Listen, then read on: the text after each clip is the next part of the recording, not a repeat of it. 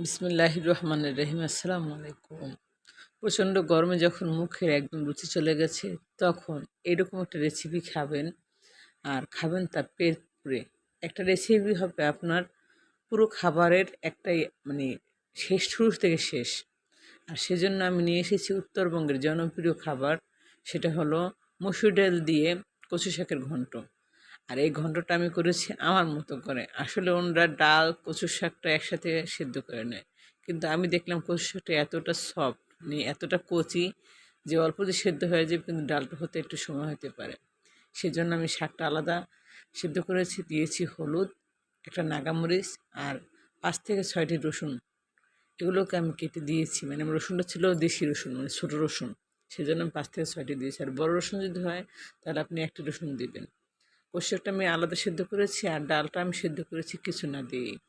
যখন ডালটা একদম প্রপারলি সেদ্ধ হয়ে গেছে, তখন আমি কষার সাথে মিশিয়ে নিয়েছি।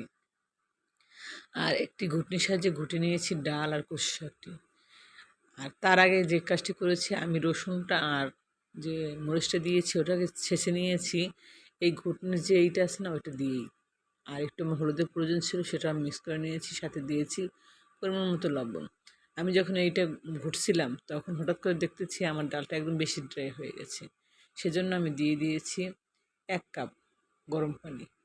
আর পানিটা দিয়ে আমি অপেক্ষা করেছি ভালোভাবে বলক আসার জন্য।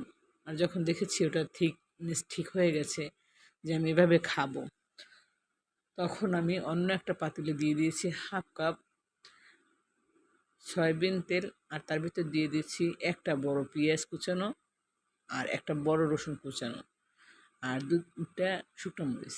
এগুলো দিয়ে আমি সুন্দরভাবে যখন একদম মানে এটা অ্যারোমাটা ছড়িয়ে গেছে রসুন আর পেঁয়াজের, তখন দিয়ে দিয়েছি কিছুটা ধনিয়া পাতা।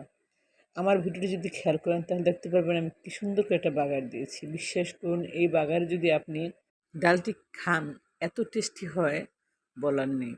আর অবশ্যই কোনো দেশের বিখ্যাত খাবারটি খেতে হয় দারুণ।